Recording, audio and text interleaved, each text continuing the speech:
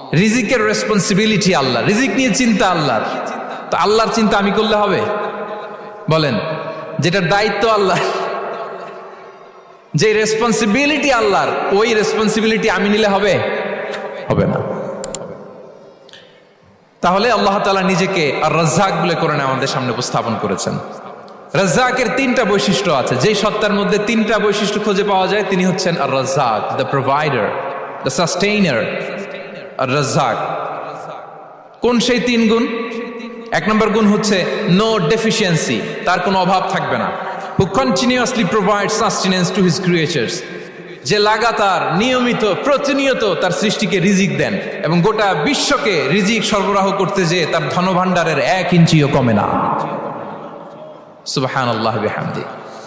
এই যে সাইয়েদনা আদম আলাইহিস সালাম থেকে শুরু করে আপ আনটিল নাও গোটা বিশ্বের সবগুলো মানুষকে, জিন জাতিকে, পক্ষীকুল, সাগরের অতল গহ্বরে দ্য ব্লু ওয়েল, নীল তিমিগুলোকে, বিশাল মাছগুলোকে, এই সব কিছুকে যে আল্লাহ তাআলা রিজিক সরবরাহ করছেন, আল্লাহর যে ধনভাণ্ডার একটু কমে আসার কথা না এতদিনে?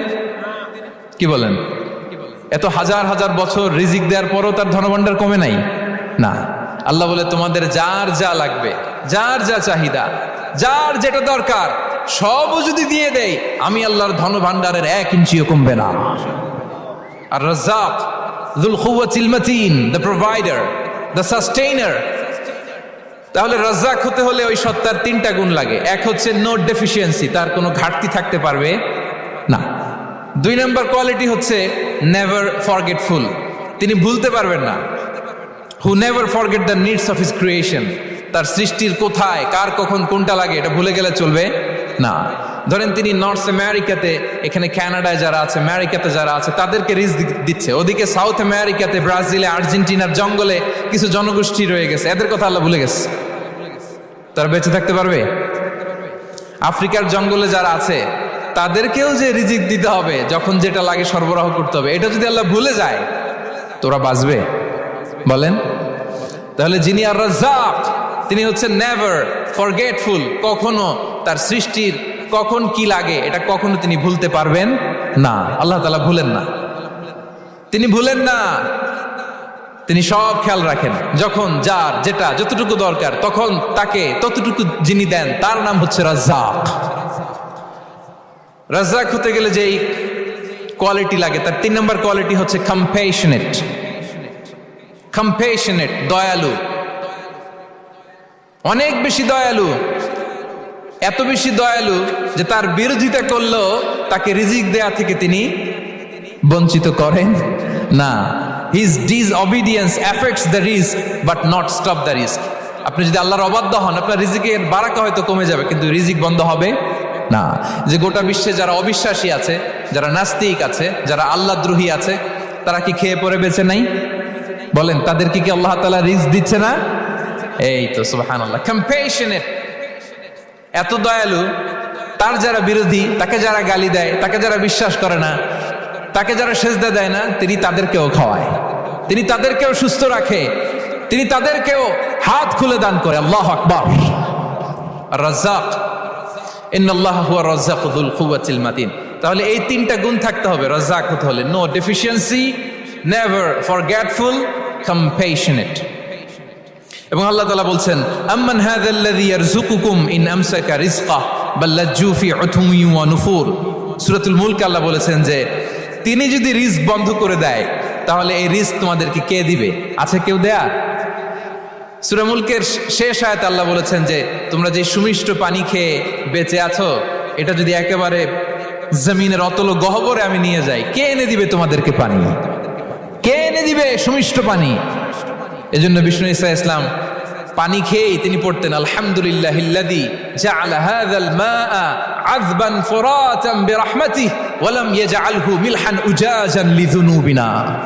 পানি খেয়েই তিনি বলতেন প্রশংসা আল্লাহর, যে আল্লাহ তার অসীম দয়ায় এই পানিকে সুমিষ্ট করেছেন, আমাদের পাপের কারণে এই পানিকে তিনি লবণাক্ত করে দেন নাই। সুবহানাল্লাহ। ইন্নাল্লাহা হুয়া রাজ্জাকু যুল কুওয়াতিল মাতিন, তিনি হচ্ছেন রাজ্জাক। এজন্য সম্মানিত ভাইরা, রিজিক নিয়ে আজকে থেকে টেনশন বন্ধ করে দিতে হবে। আমাদের কাজ হচ্ছে চেষ্টা করে যাওয়া, প্রাণান্তকর প্রচেষ্টা করা, আমাদের রোলটা আমরা প্লে করব, কিন্তু রিজিকের ফয়সালা করবে একজন, তিনি কে? ইন্নাল্লাহা হুয়ার রাজ্জাকু যুল কুওয়াতিল মাতিন। এটা নিয়ে চিন্তিত হওয়ার কিছু নাই প্রিয় ভাই এবং বোনেরা। আমরা আমাদের মায়ের পেটে থাকতেই এটা ফিক্স হয়ে গিয়েছে।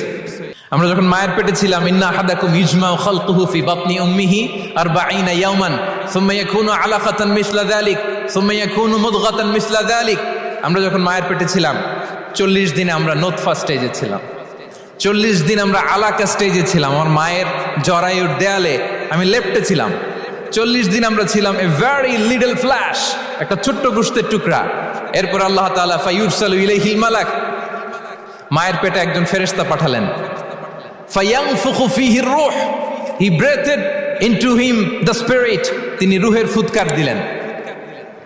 ওয়া ইউমারু বিআরবা'i কালিমাত, 4টা জিনিস তখন লিখে দেয়া হলো। বিকাতবি রিজকিহি ওয়া আজালিহি ওয়া আমালিহি ওয়া শাকিয়ুন আও সাঈদ, তার রিজিক কি হবে লিখে দেয়া হয়েছে মায়ের পেটে যখন ছিলাম।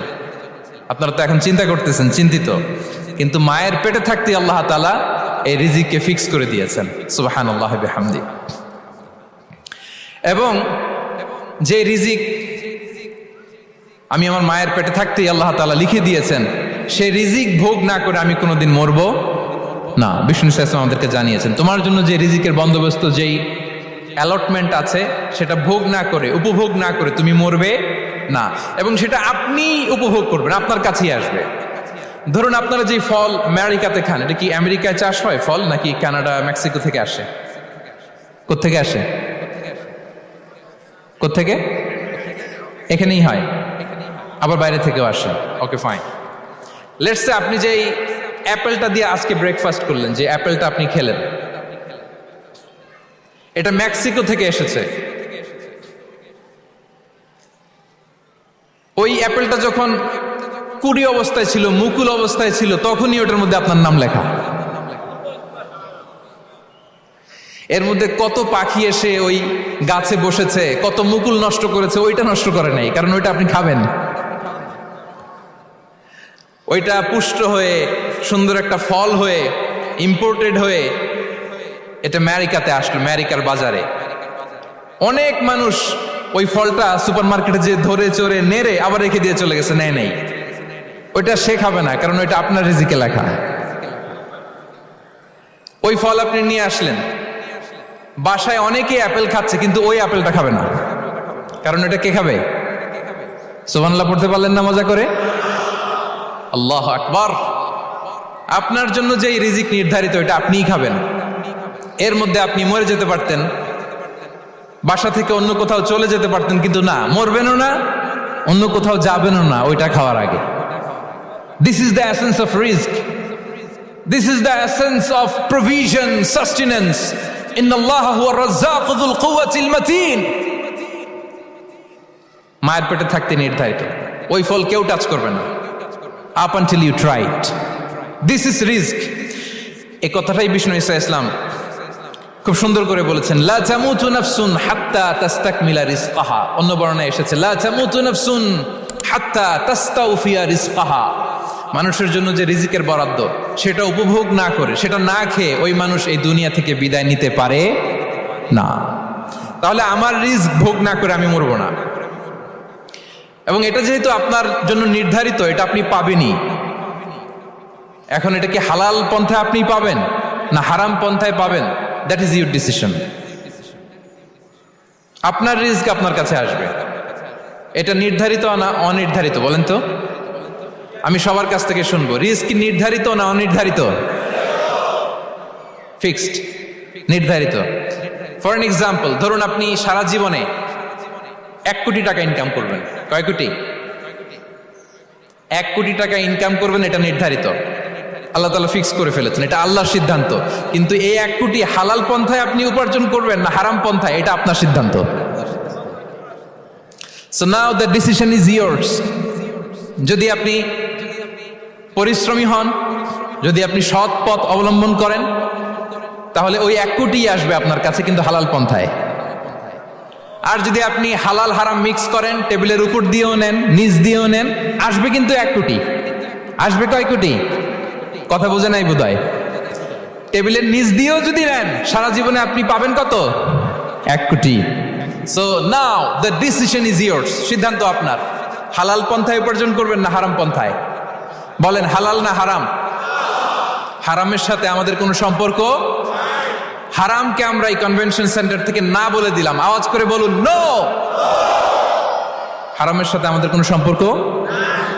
আল্লাহ তাআলার দেয়া বরাদ্দ রিস্ক আমরা হালাল পন্থায় উপার্জন করবো ইনশাআল্লাহ। বলেন।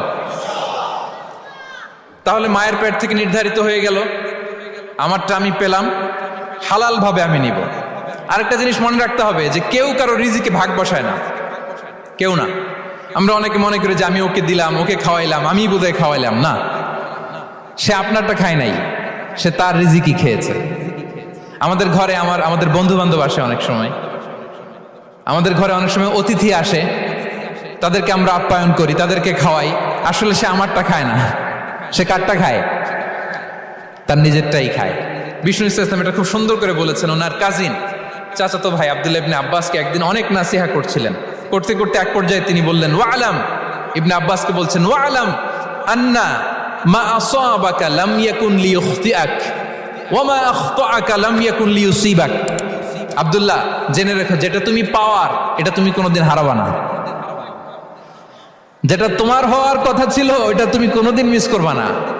আর যেটা তুমি পাওয়ার কথা না, গোটা বিশ্বের সব শক্তিকে হাতের মুঠোয় আনলেও সেটার দেখা তুমি পাবে না, পাবে না। ওয়ালাম আন্নামা আসাবাকা লাম ইয়াকুন লিইখতিআক ওয়া মা আখতাআকা লাম ইয়াকুন লিইউসিবাক রুফিআতিল আকলাম ওয়া জাফফাতিস সুহুফ। আব্দুল্লাহ, রিজিক নিয়ে চিন্তিত হয়ো না, রিজিক নিয়ে পেরেশান হয়ো না। প্লে ইউর রোল, রিজিক ইজ ফিক্সড। যেটা তুমি পাওয়ার তুমিই পাবা, যেটা তুমি পাওয়ার কথা না চেষ্টা করেও সেটা তোমার কাছে আসবে না।